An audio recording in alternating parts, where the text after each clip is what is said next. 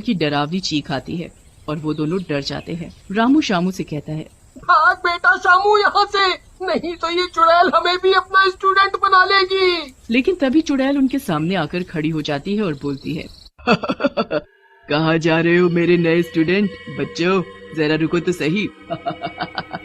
अब कुछ नहीं हो सकता, अब तो तुम्हें मेरी क्लास में पढ़ना होगा जैसे और बच्चे पढ़ रहे हैं। तभी वहाँ एक शैतान बच्चा आता है और बोलता है, सही कहा चुड़ैल जी, इन्हें अपनी क्लास में रख लो, मजा आएगा। चलो क्लास में जाकर पढ़ाई करो, जब देखो खेलने की पड़ी रहती है। चुड़ैल को गुस्से में देखकर शैतान बच्चा वहाँ से चला जाता है। चुड़ैल रामू और शामू के पास जाती है और जादू से अपने हाथ में एक खून से भरा कटोरा लेकर उन दोनों के आगे कर देती है। पियो इसे और मेरी क्लास में भर्ती हो जाओ, नहीं तो मरने के बाद तो होना ही होगा तुम्हें। चुड़ैल की धमकी सुनकर दोनों डर जाते हैं। तभी शामू चुड़ैल से कहता है, चुड़ैल जी, आप तो मरे हुए शैतानों को पढ़ा रही हैं, आपके बच्चे भी बोर हो गए होंगे। अब तक तो अगर आप हम जैसे जिंदा बच्चों को भी पढ़ा कर देखो तो आपकी क्लास में सारे बच्चे बहुत खुश होंगे। और ये रामू तो बहुत अच्छा नाचता भी है। बात तो तू सही कह रहा है लड़के, तुम दोनों मेरे बच्चों को एंटरटेन भी करोगे। मजा आ जाएगा, चलो अब तुम दोनों नाच के भी दिखाओ। ऐसा कहकर चुड़ैल रामू और शामू को अपनी क्लास में ले जाती है। रामू और शामू नाचने लगते हैं। थोड़ी ही देर में नाचते नाचते थक जाते हैं। शामू के बच्चे, मैं तुझे छोड़ूंगा नहीं, तूने मुझे फंसा दिया। गुस्सा क्यों हो रहे हो रामू? अगर मैं ऐसा नहीं करता तो ये चुड़ैल हम दोनों को ही मार डालती। अब गुस्सा छोड़ो और यहाँ से निकलने की सोचो। मजा आ गया, तुम तो सचमुच में बहुत अच्छा नाचते हो, बिल्कुल फिल्म के हीरो की तरह। अब तुम दोनों यहीं रहोगे और मेरा और बाकी बच्चों का मनोरंजन करोगे। ये कैसे हो सकता है चुड़ैल जी? अगर आज हम अपने घर नहीं गए तो हमारे घर वाले बहुत नाराज और परेशान होंगे।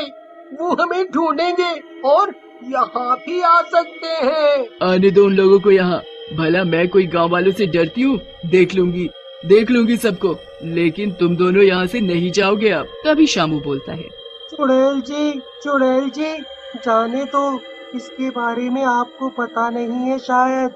इसके पिताजी बहुत बड़े तांत्रिक हैं और बहुत सी चुड़ैलें उन्होंने कैद कर रखी हैं। अगर आपने इसे पकड़ा तो वो भी यहाँ आ जाएंगे। तो आने दो तांत्रिक को, देखती हूँ कितना बड़ा तांत्रिक है, मेरी शक्तियों के आगे नहीं टिक पाएगा वो। तभी वहाँ एक और चुड़ैल आती है और बोलती है, अरे चुड़ैल ऐसे क्यों बोल रही है, चुपचाप जाने दे से।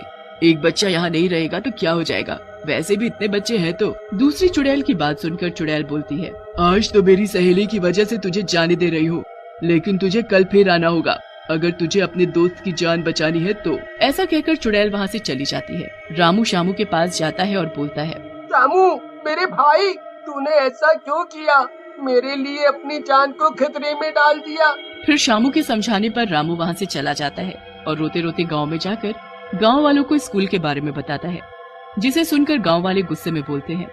तभी शामू के पिताजी श्यामलाल बोलते हैं, भीमसेन, ये क्या बोल रहे हो? मेरा बेटा वहाँ उस चुड़ैल के कब्जे में है। वैसे भी उस चुड़ैल को लाठी से नहीं मार सकते, हमें कुछ और सोचना होगा।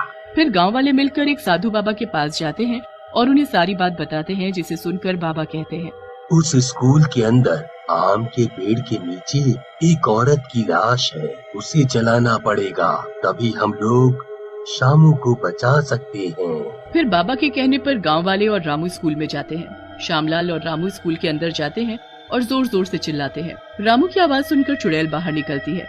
गांव वालों से मिलकर तुझ में ज्यादा ही ताकत आ गई, लड़के मैं तुझे छोड़ूंगी नहीं। ऐसा कहकर चुड़ैल रामू की तरफ बढ़ती है, लेकिन श्यामलाल चुड़ैल को पकड़ लेता है। तभी वहाँ बाबा आ जाते हैं और चुड़ैल को अपने मंत्रों से बांध देते हैं। और फिर गांव वाले पेड़ के नीचे लाश ढूंढने लगते हैं और थोड़ी ही देर में लाश को खोदकर निकाल लेते हैं। बाबा लाश के ऊपर